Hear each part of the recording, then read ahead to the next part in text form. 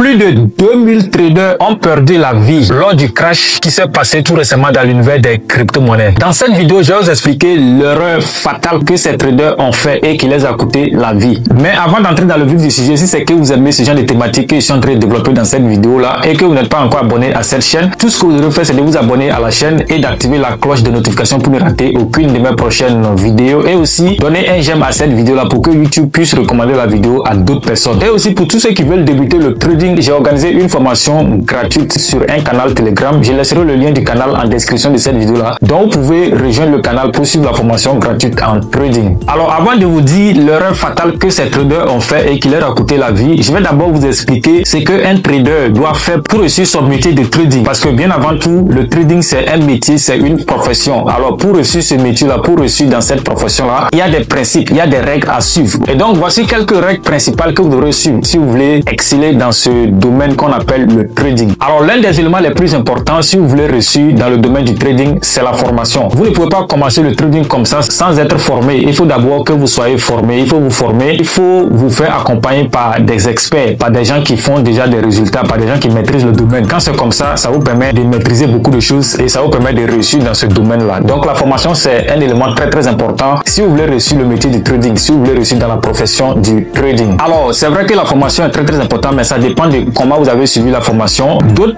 peuvent s'accentuer sur cet élément que je vais vous donner tout à l'heure, mais d'autres aussi peuvent la négliger. Or pourtant, pour moi, c'est un élément très important. Je vais parler du money management. Le money management, c'est un élément très important dans le domaine du trading. Parce que un trader qui ne sait pas faire le money management, c'est comme s'il est en train de jouer avec sa vie en fait. Parce que le trading, c'est le capital. Plus vous savez gérer votre capital, plus vous avez la forte probabilité de réussir dans ce domaine-là. Parce que le trading, c'est avant tout le commerce. Un commerçant qui joue avec son capital, c'est que ce commerçant est en train de jouer avec sa vie en fait. Donc, il faut savoir bien gérer votre capital afin de réussir dans ce domaine du trading là. Alors parlant du capital, pour ceux qui ont un capital élevé à partir de 100 $ en allant, si vous avez ce genre de capital, vous pouvez dire que vous allez risquer un certain nombre de pourcentages à chaque trade. Je donne un exemple. Pour quelqu'un qui a un capital de 1000 $, cette personne là peut dire que à chaque trade, il va risquer 5% de son capital. Ça veut dire que à chaque trade, cette personne là est prête à placer son stop loss de telle enseigne que même si elle doit perdre le trade là, elle va perdre seulement 5% de son capital. Donc si la personne a un capital de 1000 $, ça veut dire que à chaque trade, cette personne là est prête à perdre 50 $.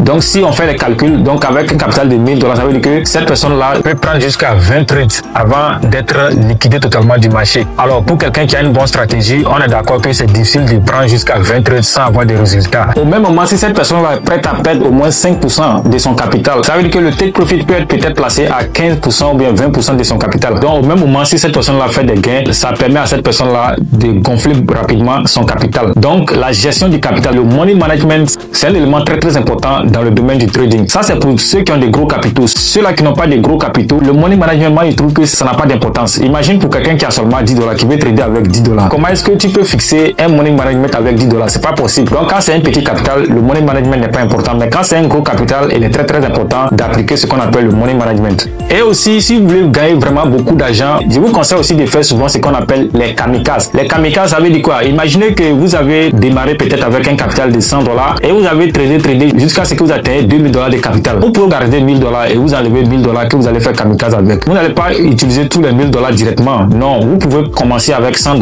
Et le kamikaze, c'est que vous tradez sans placer de stop loss. Vous placez seulement les take profit. Ça passe ou ça casse. C'est ce qu'on appelle kamikaze. Vous vous en foutez si vous perdez quoi. Ce qui vous importe, c'est les gains. Si les 100 $ c'est liquide, vous remettez encore 100 $ jusqu'à ce que les 1000 $ ne finissent. Si vous ne réussissez pas, vous pouvez prendre pause, faire les trades comme vous avez l'habitude de faire jusqu'à ce que vous gagnez encore 2000 $, ben 3000 $. Là encore, vous pouvez essayer de faire les kamikazes. Les kamikazes, c'est très important parce que ça vous permet de gagner beaucoup d'argent. Parce qu'il y a des gens qui ont démarré avec 100 $ et en rien de temps, à une journée, ces personnes elles sont retrouvées à plus de 24 000 $. Donc c'est très important de faire souvent les kamikazes aussi. Donc ça, c'est les petits secrets qui peuvent vous permettre d'avoir beaucoup d'argent avec le trading. Alors après avoir parlé de se former, si vous voulez vraiment réussir dans le métier du trading, et après avoir aussi parlé du money management, un élément très important, l'autre chose aussi qui est important, c'est le plan de trading. Un trader doit avoir un plan de trading. Si vous n'avez pas de plan de trading, c'est comme si vous naviguez dans l'air. Pourquoi? Parce que lorsque vous allez commencer à trader, vous allez seulement changer d'idée à chaque seconde. Parce que vous n'avez pas établi certaines règles pour vous guider vous-même. Donc un trader doit établir un certain nombre de règles pour se guider soi-même. Parce que sans ça, vous allez seulement naviguer dans l'air et vous allez faire beaucoup d'erreurs. Vous n'allez pas réussir en réalité. Un trader sans plan de trading ne peut pas réussir. C'est pas possible. Donc, même si vous avez suivi une formation et qu'on n'a pas parlé de plan de trading, sachez que c'est un élément très important aussi. Il faut vraiment avoir un plan de trading et travailler en fonction de ce plan-là. C'est ça qui va vous permettre de faire beaucoup de résultats résultats. Parce que dans ce plan de trading là, vous allez mettre tous les éléments qui vont vous permettre de réussir. Donc, il faut respecter ça à la lettre. C'est aussi ça la discipline. Respecter ce que vous avez dit et ça va vous permettre de réussir rapidement. Et donc, après le plan de trading, l'autre élément qui est très important pour un trader, surtout si vous êtes débutant, après la formation, il faut forcément passer au démo d'abord. Vous ne pouvez pas finir de suivre la formation et immédiatement passer au réel. C'est pas possible. Il faut vous rassurer que le plan de trading que vous avez écrit là, c'est un plan qui marche. C'est-à-dire qu'il faut être rentable au démo d'abord avant de monter au réel. Ça vous évite beaucoup d'erreurs et ça vous permet de ne pas être dégoûté du métier de trading. Parce qu'il y a beaucoup de personnes qui ne respectent pas cette petite règle là et après c'est pour dire que le trading c'est de la narque. Le trading c'est pas de la narque. Seulement qu'il y a des règles qu'il faut respecter. Si vous ne respectez pas les règles là, vous allez croire que c'est de la narque. Mais c'est pas de la narque. C'est un métier noble. C'est un métier qui nourrit son homme et c'est un domaine dans lequel beaucoup de personnes se font beaucoup d'argent. Seulement qu'il faut maîtriser les secrets de ce domaine là afin de gagner de l'argent dans ce domaine. Donc il est très important de faire le démo avant de monter au réel. Sinon, vous n'allez pas réussir. C'est pas possible. Donc après le démo, l'autre élément qui est très important avec le trading, c'est que si vous voulez faire un dépôt sur votre compte réel, il est toujours conseillé de déposer un montant que vous êtes prêt à perdre. Ça fait partie du chapitre en trading qu'on appelle la psychologie du trader. C'est très important. Quand vous voulez trader, il faut toujours déposer le montant que vous êtes prêt à perdre. Parce que le trading, c'est avant tout un investissement et qui parle d'investissement parle de risque. Donc, quand vous voulez faire aussi un dépôt sur votre compte de trading, rassurez-vous de déposer un montant que vous êtes prêt à perdre pour ne pas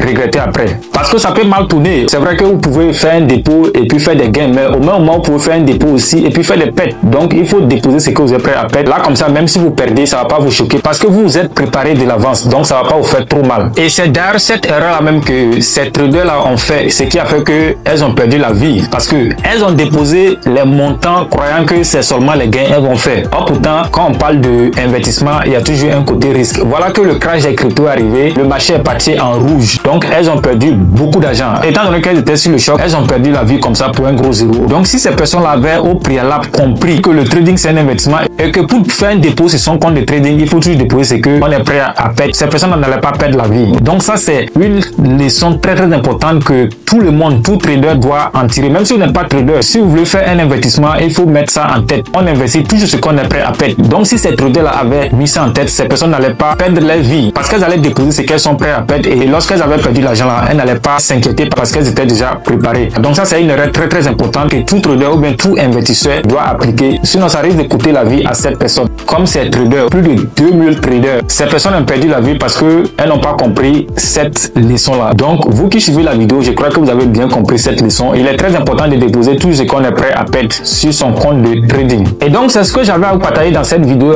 Qu'est-ce que vous pensez de ce que j'ai partagé dans la vidéo? Qu'est-ce que j'ai manqué de dire par rapport au trading? Laissez-moi vous avis dans les commentaires. Cela va m'aider beaucoup. Et aussi, n'oubliez pas, pour ceux qui veulent débuter le trading, j'ai organisé une formation gratuite sur le trading dans un canal Telegram. Le lien sera en description de cette vidéo-là. Intégrez le canal là pour suivre la formation gratuitement. Et donc, c'est un peu ça pour cette vidéo. Mais avant de se quitter, si ce n'est pas encore fait, n'oubliez surtout pas de vous abonner à la chaîne et d'activer la cloche de notification pour ne rater aucune de mes prochaines vidéos. Et aussi, donner un j'aime à cette vidéo-là pour que YouTube puisse recommander la vidéo. Sur ce, on se donne rendez-vous dans une prochaine vidéo. Ciao, ciao.